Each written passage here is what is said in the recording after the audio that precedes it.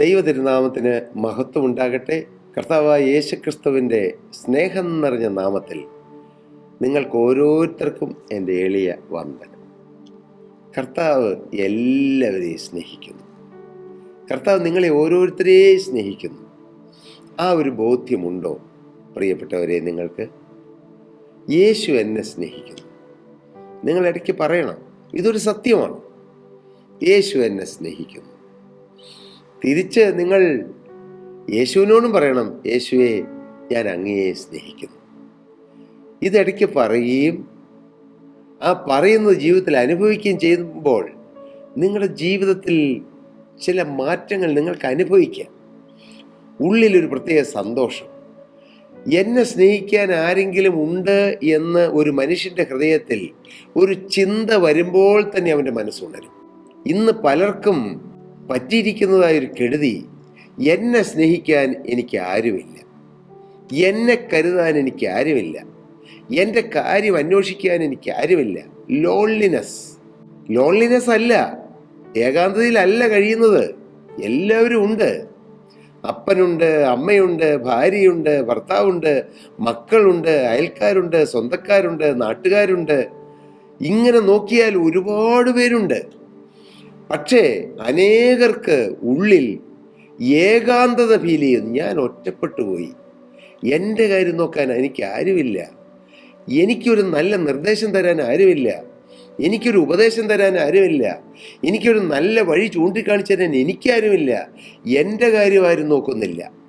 ഇങ്ങനെയുള്ളതായ ചിന്തകൾ. ഞാനത് പറയുന്നത് അനേകം ദൈവമക്കളുമായി സംസാരിക്കുമ്പോഴും അനേകർ പ്രാർത്ഥനാ വിഷയങ്ങൾ പറഞ്ഞ് വിളിക്കുമ്പോഴും അനേകരുടെ ഉള്ളിൽ ഉള്ള കാര്യങ്ങൾ പലരും പറഞ്ഞും മറ്റുള്ളവരുടെ വിഷമങ്ങൾ മനസ്സിലാക്കിയും കൊണ്ടാണ് ഞാൻ പറയുന്നത്.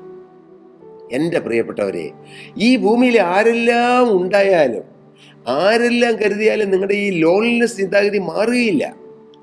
കരുതേണ്ടവൻ കരുതണം. ആരാണത്? യേശുക്രിസ്തു. യേശുക്രിസ്തു എന്നെ സ്നേഹിക്കുന്നു, ഞാൻ യേശുവിനെ സ്നേഹിക്കുന്നു എന്ന് നിങ്ങളുടെ ഉള്ളം കൊണ്ട് പറയണം. അല്ല, നാവ് കൊണ്ടും പറയാം, യേശുവെ, ഞാൻ അങ്ങയെ സ്നേഹിക്കുന്നു. അതുകൊണ്ടല്ലേ ശീമോൻ പത്രോസിനോട് കർത്താവ് ചോദിച്ചു, യോഹന്നാന്റെ മകനായ ശീമോനെ, നീ ഇവയിലധികമായി എന്നെ സ്നേഹിക്കുന്നുവോ? കർത്താവിന് അതാണ് നമ്മിൽ നിന്ന് കിട്ടാൻ ഏറ്റവും പ്രതീക്ഷ വെച്ചിരിക്കുന്നത്. കർത്താവിന് അതാണ് കിട്ടേണ്ടത്. നമ്മുടെ പണമോ പൊന്നോ വസ്തുവോ ഒന്നും അല്ല കർത്താവ് നമ്മിൽ നിന്ന് പ്രതീക്ഷിക്കുന്നത്. കർത്താവിനെ നാം സ്നേഹിക്കുന്നവരാകണം. സ്നേഹം, കർത്താവ് നമ്മെ സ്നേഹിക്കുന്നു. അത് നിത്യമായ സ്നേഹമാണ്. അത് ഇന്ന് തുടങ്ങിയതല്ല. ലോക സ്ഥാപനത്തിനു മുമ്പേ കർത്താവ് നമ്മെ സ്നേഹിച്ചു തുടങ്ങിയതാണ്. നാം പാപികളായിരിക്കുമ്പോഴും കർത്താവ് നമ്മെ സ്നേഹിക്കുകയായിരുന്നു. നാം അമ്മയുടെ ഗർഭപാത്രത്തിൽ ഉരുവാകും മുമ്പേ കർത്താവ് നമ്മെ അറിഞ്ഞു, നമ്മെ സ്നേഹിച്ചു തുടങ്ങി. ആ സ്നേഹത്തിൻ്റെ ആഴം, ആ സ്നേഹത്തിൻ്റെ വീതി, ആ സ്നേഹത്തിൻ്റെ നീളം അതൊരു മനുഷ്യൻ്റെ വാക്കുകൾ കൊണ്ട് വർണ്ണിക്കാൻ കഴിയുന്നതല്ല. ആ വലിയ സ്നേഹം, നിത്യമായ സ്നേഹം, അവാച്യമായ സ്നേഹം, അവർണ്ണനീയമായ സ്നേഹം, ക്രിസ്തുവിൻ്റെ സ്നേഹം. ആ സ്നേഹം വെളിപ്പെട്ടത് കാൽവറിയിലാണ്. കാൽവറി ക്രൂശിൽ അവസാനത്തുള്ളി രക്തം വരെ ഊറ്റിത്തരാൻ തക്കവണ്ണം തയ്യാറായി. ഞാൻ നിങ്ങളെ സ്നേഹിക്കുന്നുവെന്ന് കർത്താവ് സാധാരണ മനുഷ്യർ പറയുന്ന പോലെ വാക്കിൽ പറഞ്ഞു തീർത്തില്ല. സാധാരണക്കാരായ മനുഷ്യർ പറയും, ഞാൻ സ്നേഹിക്കുന്നുണ്ട് കേട്ടോ, പക്ഷേ ഉള്ളിൽ ചിലപ്പോൾ സ്നേഹം കാണുകയില്ല. ഞാൻ സ്നേഹിക്കുന്നുണ്ട് കേട്ടോ എന്ന് പറയുമ്പോൾ ചിലപ്പോൾ വഞ്ചിക്കാനുള്ള പരിപാടി പ്ലാൻ ചെയ്തിട്ടായിരിക്കാം. ഇന്ന് ചെറുപ്പക്കാര് പെൺകുട്ടികൾ ആൺകുട്ടികളോടും ആൺകുട്ടികൾ പെൺകുട്ടികളോടും പറയുന്നു, സ്നേഹിക്കുന്നുണ്ട്, ഐ ലവ് യു. ഇങ്ങനോട് സ്നേഹമാണ്. ഒരു പെൺകുട്ടിയോട് ഒരു ആൺകുട്ടി പറയുമ്പോൾ, ഒരാൺകുട്ടിയോട് ഒരു പെൺകുട്ടി പറയുമ്പോൾ ഇങ്ങനെ ഒരാൾ തന്നെ പലരോടും പറഞ്ഞിട്ടുണ്ടാകും. ഞാനങ്ങനെ കേട്ടിട്ടുണ്ട്. ഒരാൺകുട്ടി തന്നെ 10 12 പെൺകുട്ടികളോട് പറയുകയാണ്, എനിക്ക് നിന്നോട് സ്നേഹമാണ്. ആ സ്നേഹം നിഷ്കളങ്ക സ്നേഹമാണോ? അല്ല, അത് വഞ്ചനയുടെ സ്നേഹമാണ്, കാപട്യമുള്ള സ്നേഹമാണ്. ഈ 12 പെൺകുട്ടികളും വിചാരിക്കുന്നത് ഇവനെ എന്നോട് മാത്രം സ്നേഹമാണെന്ന്. അവരെല്ലാം വഞ്ചിക്കപ്പെടുന്നു. എത്ര അനുഭവങ്ങൾ നമ്മുടെ ചുറ്റും നടക്കുന്നു. പ്രിയപ്പെട്ട യൗവനക്കാരായ എൻ്റെ പ്രിയ കുഞ്ഞുങ്ങളോട് ഞാൻ പറയട്ടെ, നിങ്ങൾ ഈ കാപട്യമുള്ള സ്നേഹത്തിൽ നിങ്ങൾ അകപ്പെട്ടു പോകരുത്. വഞ്ചനയുള്ള സ്നേഹത്തിൽ അകപ്പെട്ടു പോകരുത്. അത് ആത്മാർത്ഥതയുള്ള സ്നേഹമല്ല, വെറും ജഡീക സ്നേഹങ്ങളാണ്. ക്രിസ്തുവിൻ്റെ സ്നേഹമാണ് ഏറ്റവും നിഷ്കളങ്ക സ്നേഹം. കുഞ്ഞുങ്ങളെ, ഞാൻ നിങ്ങളോട് പറയട്ടെ, നിങ്ങളുടെ മാതാപിതാക്കളുടെ സ്നേഹമാണ് ആത്മാർത്ഥമായ സ്നേഹം. പ്രിയ ഭാര്യയായ സഹോദരി നിന്നോട് പറയട്ടെ, നിന്റെ ഭർത്താവിൻ്റെ സ്നേഹമാണ് ആത്മാർത്ഥമായ സ്നേഹം. മകനെ നിന്നോട് പറയട്ടെ, നിന്റെ ഭാര്യയുടെ സ്നേഹമാണ് ആത്മാർത്ഥമായ സ്നേഹം. സ്വന്തം ഭാര്യയ്ക്ക് മറ്റേതെങ്കിലും സ്ത്രീകൾ സ്നേഹിക്കുന്നു എന്ന് പറഞ്ഞാൽ അത് യഥാർത്ഥ സ്നേഹമല്ല, കാപട്യമുള്ള സ്നേഹമാണ്. ആ സ്നേഹത്തിൽ അകപ്പെട്ടു പോകരുത്. ഞാൻ എന്തുകൊണ്ടാണ് ഈ പ്രസംഗത്തിൻ്റെ തുടക്കത്തിൽ തന്നെ ഇങ്ങനെ പറയുന്നത് എനിക്കറിയില്ല. ഞാനിങ്ങനെ പറയാൻ തുടങ്ങിയതല്ല, ഇത് ആലോചിച്ചതല്ല. ഈ പ്രസംഗം തുടങ്ങുന്നതിന് മുമ്പ് ഇങ്ങനെ പറയണമെന്ന് ഞാൻ മനസ്സിൽ പോലും ചിന്തിച്ചില്ല. എൻ്റെ പ്രിയപ്പെട്ടവരെ, ക്രിസ്തുവിൻ്റെ സ്നേഹത്തെ കാണുക, ആ നിഷ്കളങ്ക സ്നേഹത്തെ കാണുക, ജീവൻ തന്ന സ്നേഹത്തെ കാണുക, ജീവരക്തം തന്ന സ്നേഹത്തെ കാണുക. ഓ, ഗത്സമനത്തോട്ടത്തിൽ വിശർപ്പ് തുള്ളികൾ രക്തം പോലെ ഒഴുകി. സ്നേഹത്തിന്റെ പ്രദർശനമായിരുന്നു. സ്വർഗീയ പിതാവിനോട് യേശു പ്രാർത്ഥിച്ചു, പിതാവേ, കഴിയുമെങ്കിൽ ഈ പാനപാത്രം ഒന്ന് മാറ്റിത്തരാമോ? ഏതാണ് ഈ പാനപാത്രം? മനുഷ്യന്റെ പാപം മുഴുവൻ സ്വന്തം ശരീരത്തിൽ ഏറ്റുവാങ്ങുന്ന ആ വലിയ കാര്യം കർത്താവ് ഓർത്തു. ഒരണുപോലും പാപം ചെയ്യാത്ത നിങ്ങൾ ആരെന്നെ പാപത്തെക്കുറിച്ച് ബോധം വരുത്തുമെന്ന് വെല്ലുവിളിച്ച കർത്താവായ യേശു ക്രിസ്തു മാനവരാശിയുടെ മുഴുവൻ പാപവും സ്വന്തം ശരീരത്തിൽ ഏൽക്കാൻ പോവുകയാണ്. ആ പാപം വഹിക്കുക എന്നുള്ള അറക്കപ്പെട്ട വെറുക്കപ്പെട്ട പാപം, മാനവരാശിയുടെ പാപം, അത് വഹിക്കാനുള്ള ആ ഒരു പാനപാത്രം അതൊന്ന് മാറ്റിത്തരാമോ എന്ന് കർത്താവ് ചോദിക്കുകയാണ് ചെയ്തത്. പക്ഷേ കർത്താവ് ഉടനെ തന്നെ പറഞ്ഞു, ആ സെക്കൻഡുകൾ കൊണ്ട് പറഞ്ഞു, പിതാവേ, എൻ്റെ ഇഷ്ടമല്ല, അങ്ങയുടെ ഇഷ്ടം നിറവേറട്ടെ. എന്താണത് പ്രദർശിപ്പിക്കപ്പെട്ടത്? നമ്മളുള്ള ഈ ക്രിസ്തുവിന്റെ സ്നേഹമാണ് അവിടെ വെളിപ്പെട്ടത്. സാരമില്ല, ഞാൻ ഇത്തിരി വിഷമിച്ചോളാം, ഞാൻ കഷ്ടപ്പെട്ടോളാം, എൻ്റെ മക്കളുടെ പാപം വഹിച്ച് ഞാൻ ചുമന്നൊഴിച്ചുകൊള്ളട്ടെ, അവരുടെ രോഗം ഞാൻ വഹിച്ചുകൊള്ളട്ടെ.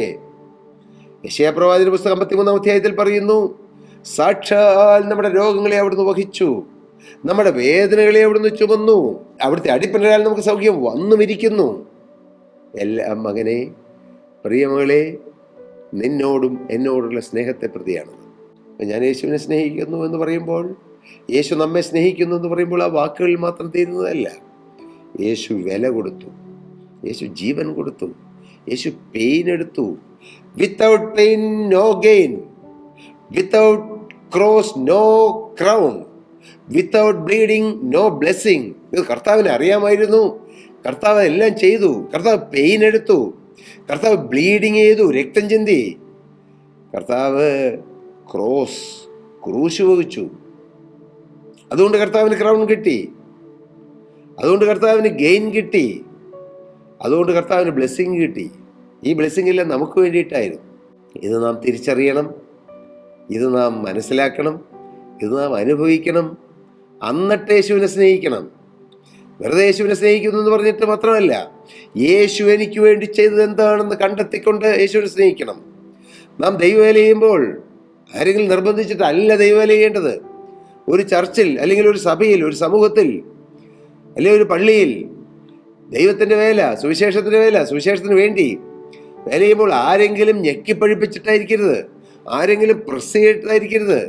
ഒറ്റയ്ക്കൊറ്റയ്ക്ക് യേശുക്രിസ്തുവിനോട് സ്നേഹമെന്ന് ആ സ്നേഹത്തിൽ തുടങ്ങണം ദൈവവേല.